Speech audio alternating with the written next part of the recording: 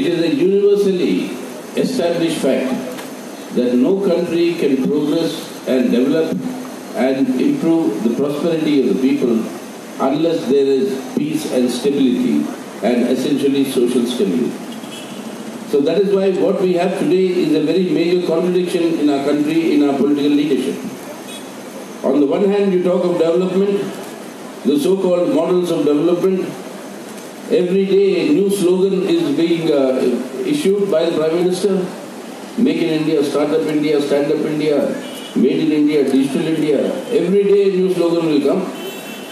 But nothing of this development is possible if the people of the country are involved in a fratricidal war that is generated by this communal poisoning and communal polarization. And that is the problem that is today facing our country and our potential. Today, this communal laboratory that they want to do it in this part of Karnataka, we've seen the attacks on our party offices that were done when the Kerala Chief Minister came here. We've seen the attacks that are perpetuated by them on our cadre, which started from the day the election results were announced in Kerala.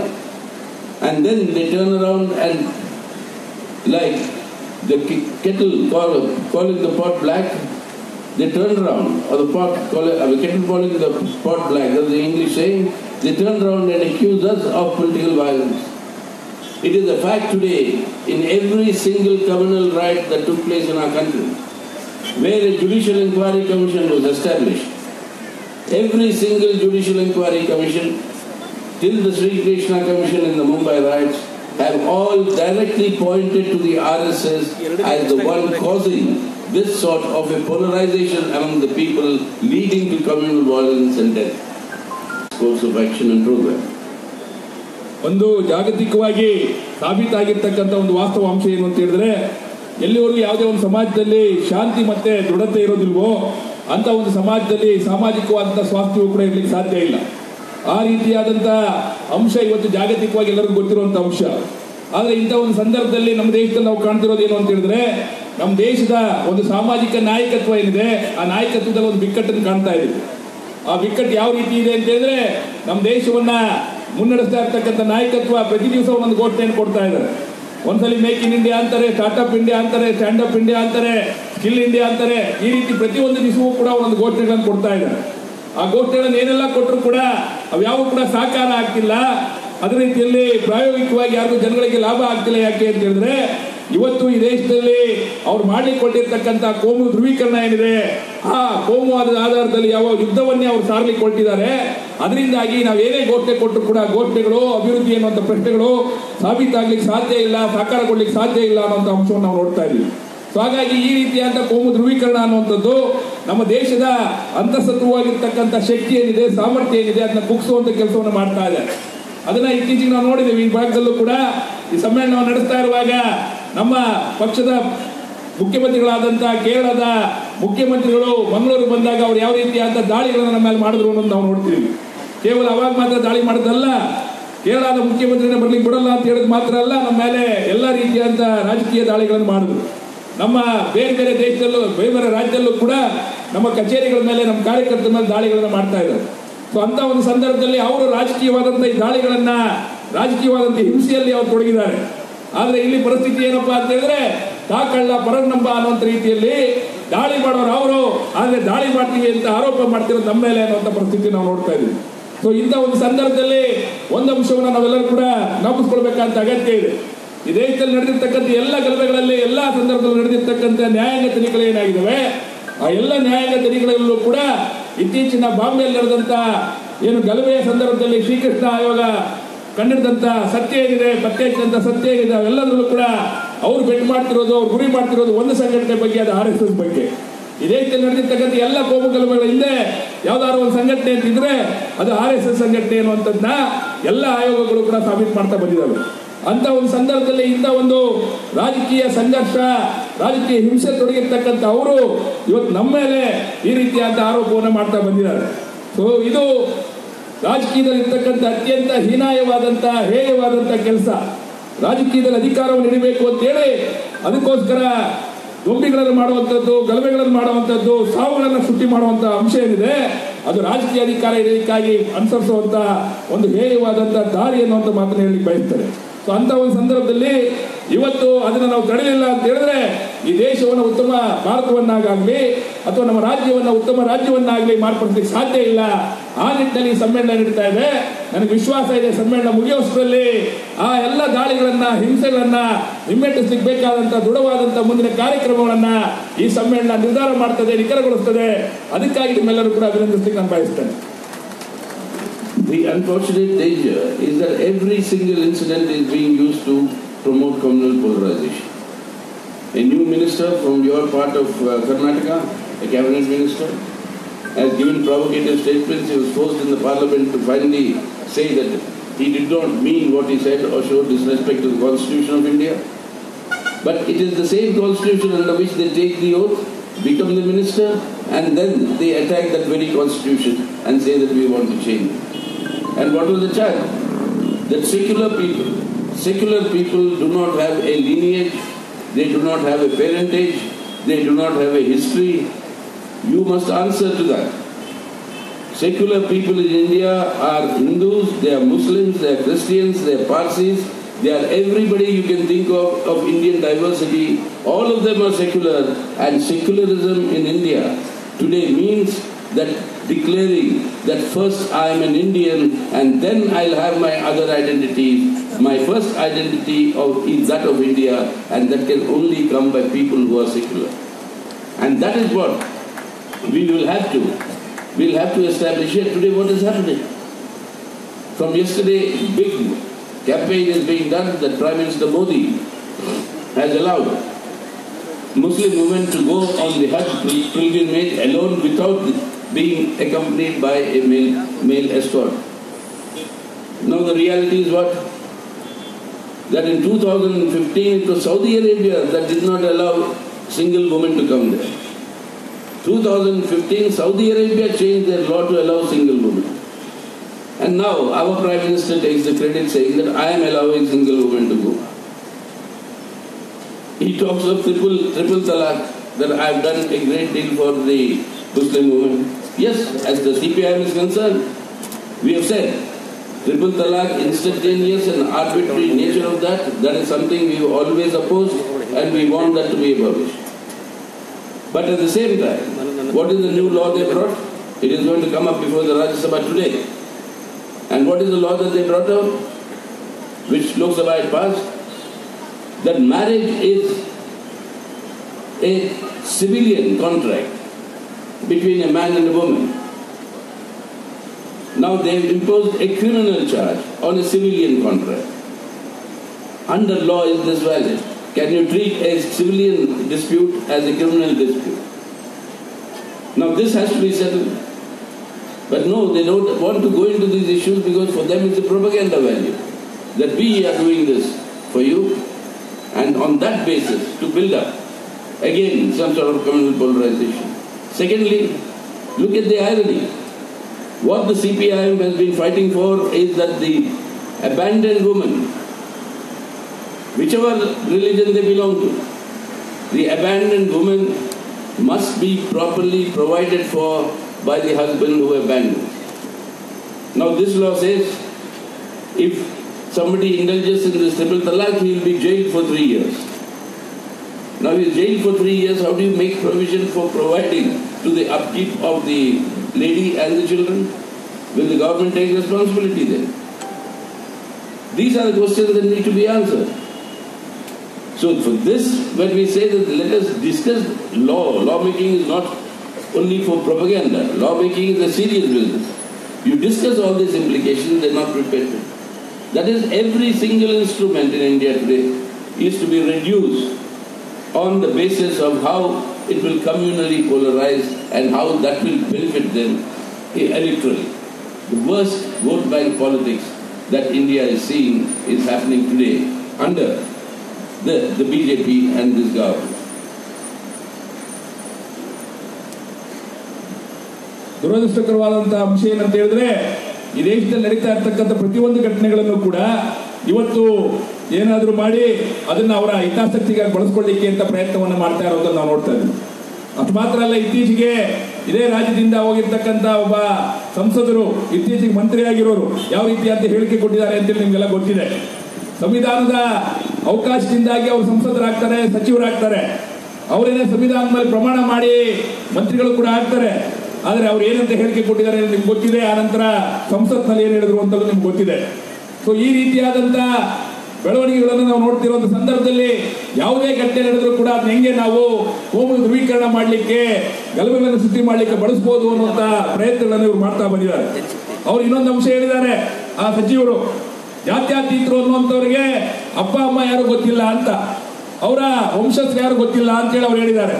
ಆದರೆ ಹೇಳಲಿಕ್ಕೆ ಬಯಸ್ತೇವೆ, ಜಾತ್ಯತೀತರು ಅಂತೇಳಿ ದೇಶದಲ್ಲಿ ಯಾರು ಇದ್ರೆ ಈ ದೇಶದಲ್ಲಿ ಇರ್ತಕ್ಕಂಥ ಎಲ್ಲ ಹಿಂದೂಗಳು, ಎಲ್ಲ ಮುಸಲ್ಮಾನರು, ಎಲ್ಲ ಪಾರ್ಸಿಗಳು, ಸಿಖ್ರು ಎಲ್ಲರೂ ಕೂಡ ಈ ದೇಶದ ಜಾತ್ಯತೀತರಾಗಿರೋದ್ರಿಂದಲೇ ಉಳಿದಿರೋದು ಅನ್ನುವಂಥ ಮಾತು ಹೇಳಿಕ್ ಬಯಸ್ತೇವೆ. ಆದ್ರೆ ನಾವು ಮೊದಲಿಗೆ ಹೇಳಿಕ್ ಬಯಸೋದು ಏನಪ್ಪಾ ಅಂತ ಹೇಳಿದ್ರೆ, ನಾವು ಹಿಂದೂಗಳಾಗಿರ್ಲಿ, ಮುಸಲ್ಮಾನರಾಗಿರ್ಲಿ, ಕ್ರೈಸ್ತರಾಗಿರ್ಲಿ, ಪಾರ್ಸಿಗಳಾಗಿರ್ಲಿ, ಮೊದಲು ನಮ್ಮ ಅಸ್ತಿತ್ವ ಏನಪ್ಪಾ ಅಂತ ಹೇಳಿದ್ರೆ ನಾವೆಲ್ಲರೂ ಭಾರತೀಯರು ಅನ್ನುವಂಥದ್ದು. ನಾವು ಸಿಪಿಎಂ ಪಕ್ಷ ನಿರಂತರವಾಗಿ ಹೇಳ್ತಾ ಬಂದಿದ್ದೀವಿ, ಮೊದಲಿಗೆ ನಾವು ಭಾರತೀಯರು, ಆ ನಂತರ ನಮ್ಮ ಜಾತಿ, ಧರ್ಮ, ಭಾಷೆ ಯಾವುದೇ ಇದ್ರು ಕೂಡ ಅನ್ನುವಂಥ ಮಾತು ಹೇಳ್ತಾ ಬರ್ತಿದ್ದೀವಿ. ಆದ್ರೆ ಅವರನ್ನು ಒಪ್ತಾ ಇಲ್ಲ. ಈ ರೀತಿಯಾದ ಎಲ್ಲ ಬೆಳವಣಿಗೆಗಳನ್ನು ಅವರು ಅವರ ಕೋಮು ಗಲಭೆಗಳಿಗೆ, ಧ್ರುವೀಕರಣಕ್ಕೆ ಬಳಸಲಿಕ್ಕೆ ಅವರು ಪ್ರಯತ್ನ ಮಾಡ್ತಿದ್ದಾರೆ ಅಂತ ನಾವು ನೋಡ್ತಿದ್ದೀವಿ. ನಿನ್ನೆಯಿಂದ ಒಂದು ಹೊಸ ಪ್ರಚಾರ ಶುರುವಾಗಿದೆ. ಏನಪ್ಪ ಪ್ರಚಾರ ಅಂತ ಹೇಳಿದ್ರೆ, ಈ ದೇಶದ ಪ್ರಧಾನಮಂತ್ರಿಗಳಾಗಿರ್ತಕ್ಕಂಥ ನರೇಂದ್ರ ಮೋದಿ ಅವರು ಮೊದಲ ಬಾರಿಗೆ ಮುಸ್ಲಿಂ ಮಹಿಳೆಯರನ್ನ ಹಜ್ ಯಾತ್ರೆ ಹೋಗ್ಲಿಕ್ಕೆ ಬಿಟ್ಕೊಟ್ಟಿದ್ದಾರೆ, ಅವಕಾಶ ಕೊಟ್ಟಿದ್ದಾರೆ ಅಂತ. ಆದರೆ ವಾಸ್ತವ ಸತ್ಯ ಏನು, ಹಜ್ ಯಾತ್ರೆ ಹೋಗ್ಲಿಕ್ಕೆ ಮುಸ್ಲಿಂ ಮಹಿಳೆಯರಿಗೆ ಪುರುಷರ ಸಹಾಯ ಇಲ್ಲದೆ When Manmohan Singh limited office, our GDP, country's GDP, was in the hands as assets of 1% of our population. In these 3 years, this has grown from 49 to 60% of our GDP today is the asset value of 1% of Indian people. So what is happening is impoverization at one end and profit maximization at the other. And this result of two Indias being developed, the discontent amongst the people against this process is sought to be diverted into this communal polarization. And that is a dangerous game being played that needs to be fought and exposed by all of us. ಈ ರೀತಿಯಾದಂಥ ಧ್ರುವೀಕರಣವನ್ನು ಯಾಕೆ ಮಾಡ್ತಿದ್ದಾರೆ ಅಂತೇಳಿ, ಈ ದೇಶದ ಜನತೆ ಅನುಭವಿಸ್ತಾ ಇರ್ತಕ್ಕಂಥ ಸಂಕಷ್ಟಗಳೇನಿದ್ದಾವೆ, ಆ ಸಂಕಷ್ಟಗಳಿಂದ ಜನರ ಗಮನವನ್ನು ಬೇರೆ ಸೆಳೆಯಲಿಕ್ಕೆ ಅಂತೇಳಿ ಇವತ್ತು ಈ ರೀತಿಯಾದ ಕೆಲಸವನ್ನ ಈ ದೇಶವನ್ನು ಆಳ್ತಿರ್ತಕ್ಕಂಥ ಸರ್ಕಾರ ಮಾಡ್ತಾ ಇದೆ. ಯಾಕೆ ಅಂತ ಹೇಳಿದ್ರೆ, ಈ ದೇಶದ ಸರ್ಕಾರ ತಂದಿರ್ತಕ್ಕಂಥ ಏನು ನೋಟು ರದ್ದತಿಯ ಪ್ರಶ್ನೆ, ಅದೇ ರೀತಿಯಲ್ಲಿ GST ಅನ್ನ ತಂದಂಥದ್ದು, ಅದರಿಂದಾಗಿ ಈ ದೇಶದ ಕೋಟ್ಯಾಂತರ ಜನ ಸಂಕಷ್ಟಕ್ಕೊಳಗಾಗಿದ್ದಾರೆ ಮಾತ್ರ ಅಲ್ಲ, ಅವ್ರ ಬದುಕುಗಳನ್ನೇ ಕಳ್ಕೊಂಡಿದ್ದಾರೆ ಅನ್ನುವಂಥ ಅಂಶವನ್ನು ನೋಡ್ಬೇಕಾಗ್ತದೆ. ಅಂತ ಒಂದು ಸಂದರ್ಭದಲ್ಲಿ ಇಲ್ಲಿ ಕರಾವಳಿ ಪ್ರದೇಶದಲ್ಲಿ ಇರ್ತಕ್ಕಂಥ ಮೀನುಗಾರರು ಅವ್ರ ಪಾಪ ಆಳ ಸಮುದ್ರಕ್ಕೆ ಹೋಗಿ ಹಿಡ್ಕೊಂಡು ಬಂದಂತ ಮೀನನ್ನ ನೋಟ್ ರದ್ದತಿಯಿಂದಾಗಿ ಮಾರ್ಲಿಕ್ಕೆ ಆಗಲಿಲ್ಲ ಅನ್ನೋದು ನಾವು ನೋಡಿದೀವಿ. ಮೀನು ಮಾರ್ಲಿಕ್ಕೆ ಆಗಲಿಲ್ಲ ಮಾತ್ರ ಅಲ್ಲ, ಮೀನನ್ನ ಉಳಿಸ್ಲಿಕ್ಕೂ ಆಗಲಿಲ್ಲ, ಶೇಖರಣೆ ಮಾಡಿ ನಾಳೆ ಯಾವತ್ತೋ ಮಾರ್ಲಿಕ್ಕೂ ಆಗಲಿಲ್ಲ. ಹಾಗಾಗಿ ಎಷ್ಟು ಜನ ಆ ರೀತಿ ಮೀನು ಮಾರ್ಲಿಕ್ಕೆ ಆಗದೆ ಸಂಕಟವನ್ನು ಅನುಭವಿಸಿದ್ರು, ಅವ್ರ ಕುಟುಂಬಗಳು ಹಸುವಿನಿಂದ ಬದುಕಬೇಕಾಗಿ ಬಂತು ಅನ್ನುವಂಥದ್ದು ನಾವು ನೋಡಿದೀವಿ. ಸೊ ಈ ರೀತಿಯಾದಂಥ ಅನೇಕ ಏನು ನೀತಿಗಳನ್ನು ದೇಶದ ಸರ್ಕಾರ ತರ್ತಾ ಇದೆ, ಆ ನೀತಿಗಳಿಂದ ಜನಗಳಿಗಾಗಿರ್ತಕ್ಕಂಥ ಸಂಕಟದಿಂದ ಜನರ ಗಮನವನ್ನ ಬೇರೆ ಸೆಳೆಯಲಿಕ್ಕೆ ಅಂತೇಳಿ ಈ ರೀತಿಯಾದ ಕೋಮು ಧ್ರುವೀಕರಣಕ್ಕೆ ಅವರು ಮುಂದಾಗಿದ್ದಾರೆ ಅಂತ ನಾವು ನೋಡ್ಬೇಕಾಗ್ತದೆ. ಇದರಿಂದ ಒಂದು ಪ್ರಮುಖವಾದ ಉದ್ದೇಶ ಇದೆ. ಏನಪ್ಪಾ ಉದ್ದೇಶ ಅಂತ ಹೇಳಿದ್ರೆ, ಈ ದೇಶದ ದೊಡ್ಡ ಬಂಡವಾಳಗಾರರು ಬಹುರಾಷ್ಟ್ರೀಯ ಕಂಪನಿಗಳೇನು ಲಾಭವನ್ನು ಮಾಡ್ತಾ ಇದ್ರು, ಅವರ ಲಾಭದ ಪ್ರಮಾಣವನ್ನು ಹೆಚ್ಚು ಮಾಡುವಂತದ್ದು ಈ ರೀತಿಗಳಿರ್ತಕ್ಕಂಥ ಒಂದು ಪ್ರಮುಖವಾದ ಅಂಶ. ಕಳೆದ 3 ವರ್ಷಗಳಲ್ಲಿ ಈ ದೇಶದ ದೊಡ್ಡ ಬಂಡವಾಳಗಾರರು ಬಹುರಾಷ್ಟ್ರೀಯ ಬಂಡವಾಳದ ಸಂಸ್ಥೆಗಳು ಮಾಡಿರ್ತಕ್ಕಂಥ ಲಾಭ ಎಷ್ಟು ಅಂತ ಹೇಳಿದ್ರೆ ನಮ್ಗೆ ಗೊತ್ತಾಗ್ತದೆ. ಅಂಕಿ ಸಂಖ್ಯೆಗಳನ್ನು ನೋಡಿದಾಗ ಮನಮೋಹನ್ ಸಿಂಗ್ ಸರ್ಕಾರ UPA 1 ಇರ್ಬೋದು, UPA 2 ಇರ್ಬೋದು, ಆ ಸಂದರ್ಭದಲ್ಲಿ ಅವ್ರು ಮಾಡಿದಂತ ನೀತಿಗಳಿಂದಾಗಿ ಏನೆಲ್ಲ ಸಂಕಟಗಳು, ಆರ್ಥಿಕ ಸಂಕಟಗಳು ಬಂದವು ಅನ್ನೋದನ್ನ CPM ಪಕ್ಷ ನಿರಂತರವಾಗಿ ವಿರೋಧ ಮಾಡ್ತಾ ಬಂದಿದ್ವಿ. ಆ ಸಂದರ್ಭದಲ್ಲಿ ನಾವು ಹೇಳಿದ್ವಿ, ಮನಮೋಹನ್ ಸಿಂಗ್ ಸರ್ಕಾರ ಅಧಿಕಾರದಲ್ಲಿದ್ದಾಗ ಈ ದೇಶದ 1% ಇದ್ದಷ್ಟು ಶ್ರೀಮಂತರು ಈ ದೇಶದ ಒಟ್ಟಾರೆ ಆಂತರಿಕ ಉತ್ಪನ್ನದ 49% ಆಸ್ತಿಯನ್ನು ಹೊಂದಿದ್ರು. ಆದರೆ ಕಳೆದ 3 ವರ್ಷಗಳಲ್ಲಿ 49% ಇದ್ದಂತ ಆಸ್ತಿ ಮೋದಿ ಸರ್ಕಾರದ ಅವಧಿಯಲ್ಲಿ ಅದು 60% ಆಗಿದೆ ಎನ್ನುವಂಥದ್ದು ನಾವು ನೋಡಬೇಕಾಗ್ತದೆ. ಅಂದ್ರೆ ಈ ದೇಶದ 1% ಇರ್ತಕ್ಕಂಥ ಜನ 60% ಈ ದೇಶದ ಜನರ ಆಸ್ತಿಯನ್ನು ಹೊಂದಿದ್ದಾರೆ ಅಂತ ಒಂದು ಕೊಡುಗೆಯನ್ನು ಮೋದಿ ಕೊಟ್ಟಿದ್ದಾರೆ ಅನ್ನೋದನ್ನು ನಾವು ನೋಡಬೇಕಾಗ್ತದೆ. ಇಂಥ ಒಂದು ಸಂದರ್ಭದಲ್ಲಿ ಒಂದ್ ಕಡೆ ಕೋಮು ಧ್ರುವೀಕರಣ, ಇನ್ನೊಂದ್ ಕಡೆ ಶ್ರೀಮಂತಿಗೆ ಅವರ ಲಾಭವನ್ನ ಹೆಚ್ಚು ಮಾಡುವಂಥದ್ದು, ಈ ರೀತಿಯಾದ ಕೆಲಸವನ್ನು ಅವರು ಮಾಡ್ತಾ ಇದ್ದಾರೆ. ಇದರ ಪರಿಣಾಮವಾಗಿ ಎರಡು ರೀತಿಯಾದ ಭಾರತವನ್ನು ಅವರು ಸೃಷ್ಟಿ ಮಾಡ್ತಿದ್ದಾರೆ. ಈ ಎರಡು ಭಾರತಗಳೇನು ಸೃಷ್ಟಿ ಆಗ್ತಿದ್ದಾವೆ, ಆ ಎರಡು ಭಾರತಗಳಿಂದ ಏನು ವಿರೋಧ ಜನಗಳಲ್ಲಿ ಉಂಟಾಗ್ತದೆ, ಆ ವಿರೋಧವನ್ನ ಬೇಗನೆ ಸೆಳೆಯಲಿಕ್ಕೆ ಅಂತೇಳಿ ಈ ಕೋಮು ಧ್ರುವೀಕರಣವನ್ನು ಮಾಡ್ತಿದ್ದಾರೆ ಅನ್ನುವಂಥದ್ದು ನಾವು ಗಮನಿಸಬೇಕಾಗ್ತದೆ. That is why today they claim that they are corruption-free society. Their slogans they give, they want India to be opposition-free India. No opposition party should form the government anywhere. They say they are providing a corruption-free government. All the cases that have emerged during the course of these 3 years on the central government ministers or connected with them and BJP state governments, not a single investigation is proceeding. Panama Papers. The Pakistan Prime Minister had to resign because he was named in the Panama Papers. Our Prime Minister is named in the Panama Papers and when he was then the Chief Minister of Gujarat. But no investigation takes place. Lalit Modi case involving the Chief Minister of Rajasthan, no investigation takes place. Vyapam, that big scam and the scandal that is taking place in Madhya Pradesh, the Chief Minister, BJP Chief Minister, no investigation is done there. Then you have that Srijan land scam in Bihar after Nitish Kumar betrayed the people's mandate and joined the BJP. In that land scam, no investigation takes place. You have the BJP president's son, whose disproportionate assets have been publicly exposed. No investigation takes place. You have the son of the National Security Advisor. There are allegations against them. No investigation takes place. So what is this corruption-free thing? There is actually a loot that is taking place of India's resources, and a crony capitalism of the worst order that has come up. Today you saw in the newspapers, the State Bank of India has collected more than 1,700 crores. From whom? From common people of India who have accounts in their bank accounts, who have not maintained a minimum balance. What is your money, your earning? You will decide how to spend it or how to use it. No, now the banks say you have to keep so much with me. Why? Because if that money is removed, the banks will collapse. Why will banks collapse? Because they have given loans to the tune of now 11 lakh crores of rupees. 11 lakh crores of rupees to big corporates in our country, which are not being returned. But they do not have money to give loan waiver to your farmers who are committing suicide. They do not give farmers the minimum support price that they promised.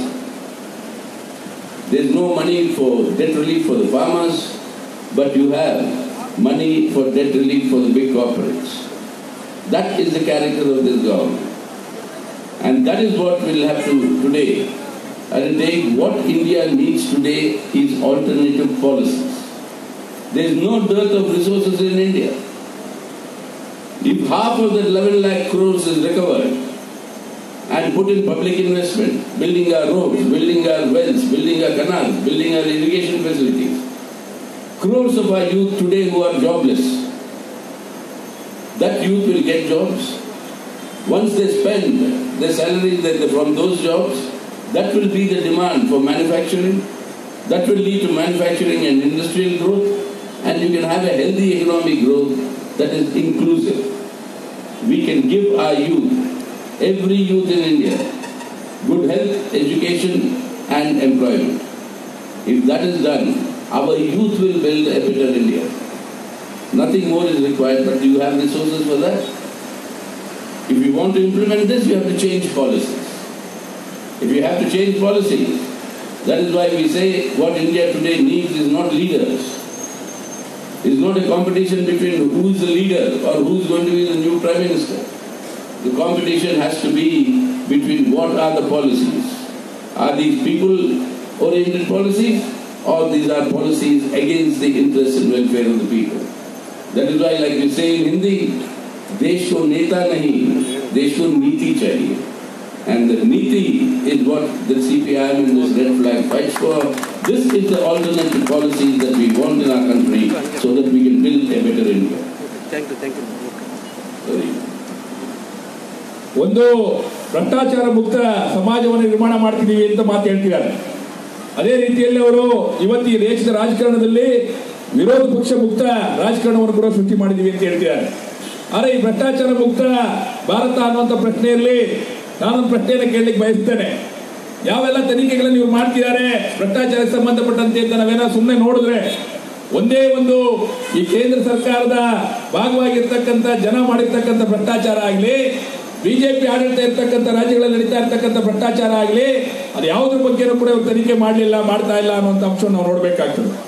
ಉದಾಹರಣೆಗೆ Panama paper ಅನ್ನುವಂಥ ಪ್ರಶ್ನೆಯಲ್ಲಿ ಪಾಕಿಸ್ತಾನದ ಪ್ರಧಾನಮಂತ್ರಿ ಹೆಸರು ಅದರಲ್ಲಿ ಬಂದಿತ್ತು ಅಂತೇಳಿ ಪಾಕಿಸ್ತಾನದ ಪ್ರಧಾನಮಂತ್ರಿ ರಾಜೀನಾಮೆ ಕೊಡಬೇಕಾಗಿ ಬಂತು.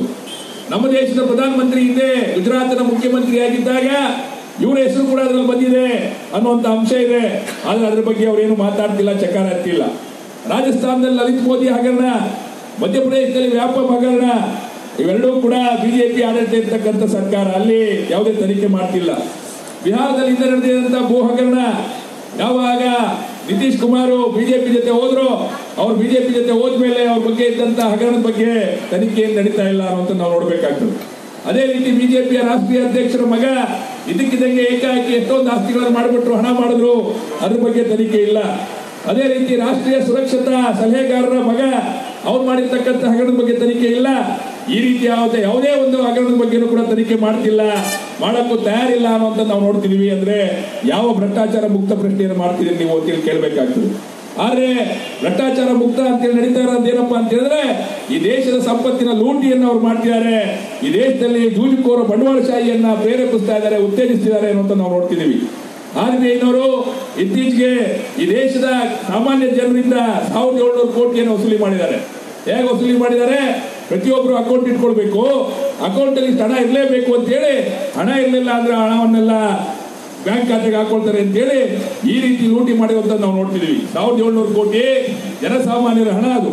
ಸೊ ಈ ರೀತಿ ಇರುವಾಗ ಇವತ್ತು ಈ ದೇಶದ ದೊಡ್ಡ ಬಂಡವಾಳಗಾರರಿಗೆ 11 ಲಕ್ಷ ಕೋಟಿ ಸಾಲಗಳನ್ನು ಕೊಟ್ಟಿದ್ದಾರೆ. ಈ ದೇಶದ ರೈತರಿಗೆ ಸಾಲ ಮನ್ನಾ ಮಾಡ್ಲಿಕ್ಕೆ ತಯಾರಿಲ್ಲ. ಅದೇ ರೀತಿ ರೈತರ ಬೆಳೆಗಳಿಗೆ ಕನಿಷ್ಠ ಬೆಲೆ ಕೊಡ್ಲಿಕ್ಕೆ ತಯಾರಿಲ್ಲ. ಆದ್ರೆ ದೊಡ್ಡ ಬಂಡವಾಳಗಾರರಿಗೆ ಪರಿಹಾರ ಕೊಡ್ಲಿಕ್ಕೆ ತಯಾರಿದ್ದಾರೆ ಅಂತ ನಾವು ನೋಡ್ತಿದೀವಿ. ಸೊ ಇಂಥ ಒಂದು ಸಂದರ್ಭದಲ್ಲಿ ನಮ್ಮ ದೇಶದಲ್ಲಿ ಸಂಪನ್ಮೂಲಗಳ ಕೊರತೆ ಇಲ್ಲ, ಆದ್ರೆ ನಮ್ಮ ದೇಶಕ್ಕೆ ಬೇಕಾಗಿರೋದು ಪರ್ಯಾಯವಾದಂತ ನೀತಿಗಳು. ಈ 11 ಲಕ್ಷ ಕೋಟಿಯಲ್ಲಿ ಅರ್ಧವನ್ನ ಅವರೇನಾದ್ರು ಸಂಗ್ರಹ ಮಾಡಿದ್ರೆ, ಅಲ್ಲಿಂದ ಈ ದೇಶದಲ್ಲಿ ರಸ್ತೆಗಳನ್ನ ಇನ್ನೊಂದನ್ನ ಕಟ್ಟಲಿಕ್ಕೆ ಪ್ರಾರಂಭ ಮಾಡಿದ್ರೆ, ಈ ದೇಶದ ನಿರುದ್ಯೋಗಿ ಯುವಜನರಿಗೆ ಕೆಲಸ ಕೊಡ್ಲಿಕ್ಕೆ ಸಾಧ್ಯ ಆದ್ರೆ ಅದರಿಂದ ಅವ್ರು ಬದುಕು ಕಟ್ಕೋತಾರೆ ಮಾತ್ರ ಅಲ್ಲ, ಅದರಿಂದಾಗಿ ಬೇರೆ ಬೇರೆ ಉತ್ಪಾದನಾ ವಲಯಗಳು ಕೂಡ ಉದ್ಯೋಗವನ್ನು ಸೃಷ್ಟಿ ಮಾಡ್ತವೆ. ಆ ರೀತಿಯಾದಂತ ಯುವಜನರಿಗೆ ಉದ್ಯೋಗ ಕೊಡುವಂತ, ಎಲ್ಲರನ್ನೂ ಒಳಗೊಳ್ಳುವಂತ ಆರ್ಥಿಕತೆ ಬೇಕು ಅಂತ ಹೇಳಿ ಸಿಪಿಎಂ ಪಕ್ಷ ಹೇಳ್ತಾ ಇದೆ. ಈ ದೇಶದ ಯುವಜನರಿಗೆ ಕೊಡಬೇಕಾದ ಏನಪ್ಪಾ ಅಂದ್ರೆ ಆರೋಗ್ಯ, ಶಿಕ್ಷಣ, ಉದ್ಯೋಗವನ್ನು ಕೊಟ್ಟರೆ ಈ ದೇಶವನ್ನ ಕಟ್ಟಲಿಕ್ಕೆ, ಬೆಳೆಸಲಿಕ್ಕೆ, ಬದಲಾಯಿಸಲಿಕ್ಕೆ ಸಾಧ್ಯ ಆಗ್ತದೆ. ಆದ್ರೆ ಆ ರೀತಿಯಾದ ಕೆಲಸ ಮಾಡ್ತಾ ಇಲ್ಲ. ಈ ದೇಶದಲ್ಲಿ ಒಂದು ಸಮೀಕರಣವನ್ನು ಮಾಡ್ತಿದ್ದಾರೆ. ಏನಪ್ಪಾ ಅಂತ ಹೇಳಿದ್ರೆ, ಯಾರು ನಾಯಕರಾಗಬೇಕು, ಯಾರು ಪ್ರಧಾನಮಂತ್ರಿ ಆಗಬೇಕು ಅಂತ. ಈ ದೇಶದ ಮುಂದಿರುವಂತ ಪ್ರಶ್ನೆ ಯಾರು ಪ್ರಧಾನಮಂತ್ರಿ ಆಗಬೇಕು ಅಂತಲ್ಲ, ವ್ಯಕ್ತಿಗಳ ನಡುವಿನ ಪೈಪೋಟಿ ಅಲ್ಲ, ಆದರೆ ನೀತಿಗಳ ನಡುವಿನ ಪೈಪೋಟಿ. ಯಾವ ನೀತಿ ಇರಬೇಕು ಈ ದೇಶದಲ್ಲಿ ಎಲ್ಲರನ್ನು ಒಳಗೊಳ್ಳಲಿಕ್ಕೆ, ದೇಶವನ್ನು ಬದಲಾಯಿಸಲಿಕ್ಕೆ, ಉತ್ತಮ ಪ್ರತಿಕ್ರಿಯೆ ಅನ್ನುವಂಥದ್ದು ಮುಂದಿರಬೇಕಂತ ಅಂಶ. ಹಾಗಾಗಿ ನಾವು ಸಿಪಿಎಂ ಪಕ್ಷ ಈ ಕೆಂಬಾವುಟ ನಿರಂತರವಾಗಿ ಹೇಳ್ತಾ ಬಂದಿದ್ವಿ. ಏನಪ್ಪಾ ಅಂದ್ರೆ, ನೇತಾನ ಪ್ರಶ್ನೆ ಅಲ್ಲ, ನೀತಿಯ ಪ್ರಶ್ನೆ ಇರೋದು. ಈ ದೇಶಕ್ಕೆ ಬೇಕಾದ ನೀತಿ, ನೇತಾ ಅಲ್ಲ ಅನ್ನುವಂಥ ಮಾತನ್ನ, ನಾಯಕ ಅಲ್ಲ ಅನ್ನುವಂಥ ಮಾತನ್ನ ಹೇಳ್ತಾ ಬಂದಿದ್ದೀವಿ. ಅದಕ್ಕಾಗಿ ನಮ್ಮ ಈ ಹೋರಾಟ ನಡೆದಿದೆ. So when we raise this and the people's struggles are growing, the Kisan struggles and agitations you've seen all over the country. You've seen the working class on a big agitation and movement which they came to Delhi to seize the parliament for 3 days. The youth, students and women, there also these struggles are growing.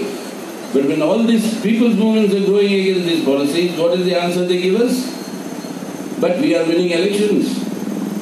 So therefore nobody can stop Modi and Amit Shah, Juggernaut, and this will continue to win the elections and we'll continue to be the ruling party. And they are saying, because they use a lot of mythology, they are saying that there is a BJP's Ashwamedha Yajna that is going on. You know an Ashwamedha Yajna? Ashwamedha Yajna is when a king lets loose a white horse That horse is followed by the king's army. Wherever the horse goes, that is part of the king's kingdom. Anybody who challenges will have to fight the king's army. And very few challenge. And therefore Ashwamedha Yajna's white horse, Ashwamedha, that is unchallenged. And today, Mr. Modi and Mr. Amit Shah think that they are unchallenged, like that white horse. They have used the name of Ram a lot for their political and electoral gains. But they forget that in Ramayana, towards the end, Rama also, after he returns from his Vanavasa, Rama also, after he becomes the king, conducts a Ashwamedha Yajna. The white horse of Rama was stopped by two twin brothers. And those who know the Ramayana story will know that Lava and Kusha. Lava and Kusha stopped Ram's white horse. Twins. If today the BJP RSS think that their Ashwamedha Yajna is going on, there is no challenge to that, nobody can stop it. Remember, Rama's horse was stopped by a pair of twins. In today's politics, a pair of political twins will stop this Ashwamedha Yajna of the BJP RSS, and that political twins are there on this red flag, that is the working class hammer and the peasantry sickle. This hammer and sickle are the twin brothers today who will stop this advance to destroy India and destroy the unity and integrity of our social fabric. ಒಂದು ಈ ಎಲ್ಲ ನೀತಿಗಳ ವಿರುದ್ಧ ಇವತ್ತು ದೇಶಾದ್ಯಂತ ರೈತರ ಹೋರಾಟ ನಡೀತಾ ಇದೆ, ದುಡಿಯೋ ಜನ ಕಾರ್ಮಿಕರ ಹೋರಾಟ ನಡೀತಾ ಇದೆ. ಇತ್ತೀಚೆಗೆ 3 ದಿನಗಳ ಕಾಲ ಈ ದೇಶದ ಎಲ್ಲ ಕಾರ್ಮಿಕರು ಕೂಡ ಪಾರ್ಲಿಮೆಂಟ್ಗೆ ಮುತ್ತಿಗೆ ಹಾಕಲಿಕ್ಕೆ ಬಂದಿದ್ರು ಅನ್ನೋದು ನಾವು ನೋಡ್ತಿದ್ದೀವಿ. ಯುವ ಜನರು, ವಿದ್ಯಾರ್ಥಿಗಳು, ಮಹಿಳೆಯರ ಹೋರಾಟಗಳು ನಡೀತಿದ್ದಾವೆ. ಎಲ್ಲ ಹೋರಾಟಗಳು ನಡೀತಿದ್ದಾವೆ. ಅವ್ರು ಎತ್ತಿರೋ ಪ್ರಶ್ನೆಗಳಿಗೆ ಅವರು ಉತ್ತರ ಕೊಡ್ತಾ ಇಲ್ಲ. ಉತ್ತರ ಕೊಡೋ ಬದಲು ಅವ್ರು ಹೇಳ್ತಿರೋ ಉತ್ತರ ಏನಪ್ಪಾ ಅಂತ ಹೇಳಿದ್ರೆ, ನಾವು ಚುನಾವಣೆ ಮೇಲೆ ಚುನಾವಣೆ ಗೆಲ್ತಾ ಇದ್ದೀವಿ, ಹಾಗಾಗಿ ನಮ್ಮ ನೀತಿಗಳು ಸರಿ ಇದಾವೆ, ನಮ್ಮನ್ನು ಯಾರು ಕೂಡ ಸವಾಲು ಹಾಕ್ಲಿಕ್ಕೆ ಆಗೋದಿಲ್ಲ ಅನ್ನುವಂತ ಮಾತು ಹೇಳ್ತಿದ್ದಾರೆ.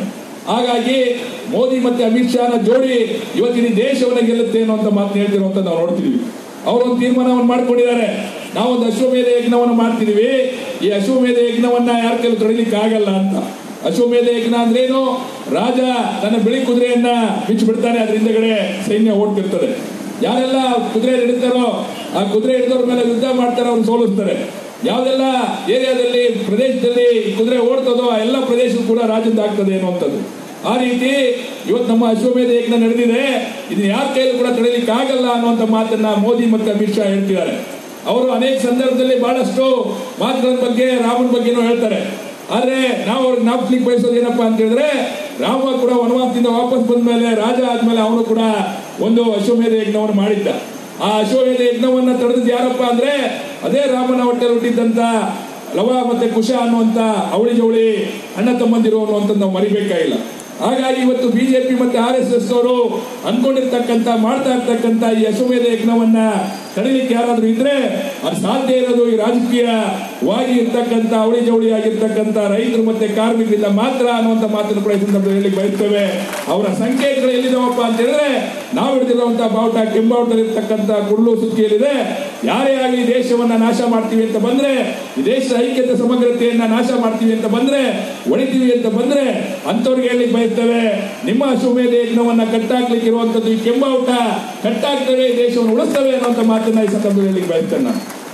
That's why finally in the state of Karnataka, the CPIM, how it will meet these challenges, that is what will be discussed in the state conference for the next 3 days.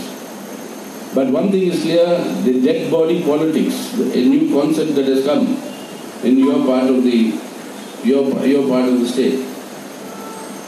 The moral policing that has been happening in your part of the state. All these are indications that the country will be run by private armies and not by law as established by the Constitution and justice as delivered by the courts of India, judiciary of India. This is the dangerous trend that is happening. So the resolve to protect and strengthen the unity, integrity of our country, of our peoples, of our diversity, and at the same time to build mightier struggles for alternative policies that are pro-people and that can build a better India and give people a better livelihood. These challenges, how they will be met in Karnataka, will do. That is what we will discuss. But I am only appealing to the people of Karnataka, and particularly to this part of northern Karnataka, that these challenges, you are directly on the forefront. You will have to give that example to the rest of India, that yes, if it can be fought, if the communal laboratory can be defeated in Uttar Kannada, then it can be defeated all over India, and that can only be done when all of us together join and build up a mighty people's movement. And I'm only appealing to all of you that come forward and let us together first save our India, then build and create a better India, in the process creating a better Karnataka. ಈ ಸಮ್ಮೇಳನದಲ್ಲಿ ಮುಂದೆ ನಡೆಯುವಂತಹ 3 ದಿನಗಳ ಸಮ್ಮೇಳನದಲ್ಲಿ ಈ ಎಲ್ಲ ಸವಾಲುಗಳನ್ನು ಹೆಂಗೆ ಎದುರಿಸಬೇಕು, ಹೇಗೆ ಹಿಮ್ಮೆಟ್ಟಿಸಬೇಕು ಕರ್ನಾಟಕದಲ್ಲಿ ಅನ್ನೋದ್ರ ಬಗ್ಗೆ ಚರ್ಚೆ ಮಾಡಿ ತೀರ್ಮಾನ ಮಾಡೋರಿದ್ದೀರಿ. ಅದೇ ಸಂದರ್ಭದಲ್ಲಿ ಇವತ್ತು ಇಡೀ ದೇಶದಲ್ಲಿ ನಡೀತಾ ಇದೆ ಏನು ಹೆಣದ ಮೇಲಿನ ರಾಜಕಾರಣ ಅನ್ನುವಂಥದ್ದು ಮಾಡ್ತಿದ್ದಾರೆ, ಆ ಮೂಲಕ ಏನು ನೈತಿಕ ಪೊಲೀಸ್ಗಿರಿ ಅನ್ನುವಂಥದ್ದು ಮಾಡ್ತಿದ್ದಾರೆ. ಇವತ್ತು ಈ ದೇಶದಲ್ಲಿ ಕಾನೂನು ರೀತಿಯಲ್ಲಿ ಇರ್ತಕ್ಕಂಥ ಪೊಲೀಸ್ನವರೆಲ್ಲ ಕ್ರಮ ತಗೊಳ್ಳೋದು, ಅವರು ಸೃಷ್ಟಿ ಮಾಡಿರ್ತಕ್ಕಂಥ ಖಾಸಗಿ ಸೈನ್ಯಗಳು ಕ್ರಮ ತಗೊಳ್ತವೆ. ಈ ದೇಶದ ಕಾನೂನು ಲೆಕ್ಕಕ್ಕಿಲ್ಲ, ಕೋರ್ಟ್ಗಳು ಹೇಳಿದ ಲೆಕ್ಕಕ್ಕಿಲ್ಲ ಅನ್ನೋ ರೀತಿಯಲ್ಲಿ ನಡೀತಾ ಇದೆ. ಅದೆಲ್ಲವನ್ನು ಹಿಮ್ಮೆಟ್ಟಿಸ್ಲಿಕ್ಕೆ ಬೇಕಾದಂತಹ ಕೆಲಸವನ್ನ ನೀವೆಲ್ಲರೂ ಕೂಡ ಸೇರಿ ಮಾಡ್ತೀರಿ. ಅದನ್ನ ಹೆಂಗ್ ಹಿಮ್ಮೆಟ್ಟಿಸಬೇಕು ಅನ್ನೋದ್ರ ಬಗ್ಗೆ ಚರ್ಚೆ ಮಾಡ್ತೀರಿ ಈ 3 ದಿನಗಳ ಈ ಸಮ್ಮೇಳನದಲ್ಲಿ ಅನ್ನುವಂಥ ಮಾತನ್ನ ನಂಬಿಕೆಯನ್ನು ಇಟ್ಕೊಂಡಿದ್ದೇನೆ.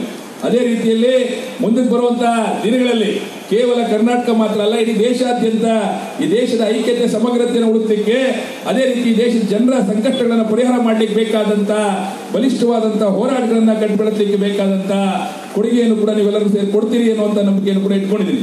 ಸೊ ಇಂತಹ ಒಂದು ಸಂದರ್ಭದಲ್ಲಿ ಕೊನೆಯದಾಗ ಒಂದು ಮನವಿಯನ್ನು ಮಾಡ್ಲಿಕ್ಕೆ ಬಯಸ್ತಾರೆ ಕರ್ನಾಟಕ ಜನತೆಯಲ್ಲಿ, ಅದರಲ್ಲೂ ಪ್ರಮುಖವಾಗಿ ಈ ಪ್ರದೇಶದ ಕರಾವಳಿ ಪ್ರದೇಶದ ಜನರಲ್ಲೂ ಕೂಡ ಈ ಮನವಿಯನ್ನು ಮಾಡ್ಲಿಕ್ಕೆ ಬಯಸ್ತೇನೆ. ಏನಂತ ಹೇಳಿದ್ರೆ, ಈ ಪ್ರದೇಶ ಯಾವುದನ್ನ ಅವರು ಕೋಮುವಾದಿ ಪ್ರಯೋಗಾಲಯ ಅಂದ್ಕೊಂಡಿದ್ದಾರೋ ಅಲ್ಲಿ ಅವ್ರನ್ನ ಸೋಲಿಸೋದ್ರ ಮೂಲಕ ಇಡೀ ದೇಶಕ್ಕೆ, ರಾಜ್ಯಕ್ಕೆ ಒಂದು ಸಂದೇಶವನ್ನು ಕೊಡುವಂತ ಕೆಲಸವನ್ನು ನೀವೆಲ್ಲರೂ ಕೂಡ ಸೇರಿ ಮಾಡ್ತೀರಿ ಅನ್ನುವಂತ ವಿಶ್ವಾಸದೊಂದಿಗೆ, ಆ ರೀತಿ ಸೋಲಿಸಲಿಕ್ಕೆ ಸಾಧ್ಯ ಆದ್ರೆ ನಾವು ಈ ದೇಶಕ್ಕೆ ಮಾತ್ರ ಅಲ್ಲ ಕರ್ನಾಟಕಕ್ಕೂ ಕೂಡ ಉತ್ತಮವಾದಂತಹ ಭವಿಷ್ಯವನ್ನು ಕೊಡ್ಲಿಕ್ಕೆ ಆಗ್ತದೆ. ಆ ಮೂಲಕ ದೇಶವನ್ನ ಉಳಿಸೋದ್ರ ಮೂಲಕ ಉತ್ತಮವಾದಂತಹ ದೇಶವನ್ನ ಕಟ್ಟಲಿಕ್ಕೆ ನಾವು ಮುಂದಾಗಬೇಕು. ಆ ಮೂಲಕ ಕರ್ನಾಟಕವನ್ನು ಉಳಿಸಿ ಕರ್ನಾಟಕವನ್ನು ಕೂಡ ಉತ್ತಮವಾಗಿ ಮಾರ್ಪಡಿಸಲಿಕ್ಕೆ ಮುಂದಾಗ್ತೀರಿ ಅನ್ನುವಂಥ ನಂಬಿಕೆಯನ್ನು ಇಟ್ಕೊಂಡು ಈ ಮಾತುಗಳನ್ನು ಆಡ್ಲಿಕ್ಕೆ ಬಯಸ್ತಾರೆ. So with the confidence that in the coming days we'll be able to build up a much stronger, united people's movement here on both these counts of defending our country and this our state of Karnataka from these communal attacks and for alternative policies, these struggles will intensify and develop. With that confidence, I take leave of you. Thank you. Thank you very much. ಈ ಒಂದು ವಿಶ್ವಾಸದೊಂದಿಗೆ ಈ ಎರಡು ನಮ್ಮ ಮುಂದೆ ಇರ್ತಕ್ಕಂಥ ಸವಾಲುಗಳೇನಿದ್ದಾವೆ, ಕೋಮುವಾದ ಸವಾಲು, ಅದೇ ರೀತಿ ಆರ್ಥಿಕ ನೀತಿಗಳಿಗೆ ಪರ್ಯಾಯ ನೀತಿಗಳನ್ನು ಕಟ್ಟುವಂತ ಹೋರಾಟವನ್ನು ಕಟ್ಟುವಂತ ಈ ದೇಶವನ್ನ ಕರ್ನಾಟಕವನ್ನು ಉಳಿಸುವಂತ ಕೆಲಸದ ಅದನ್ನೆಲ್ಲವನ್ನು ಕೂಡ ನೀವು ನೆರವೇರಿಸ್ತೀರಿ ಅನ್ನುವಂಥ ವಿಶ್ವಾಸದೊಂದಿಗೆ ನಾನು ನನ್ನ ಮಾತನ್ನು ಮುಗಿಸ್ತೀನಿ. ಧನ್ಯವಾದ.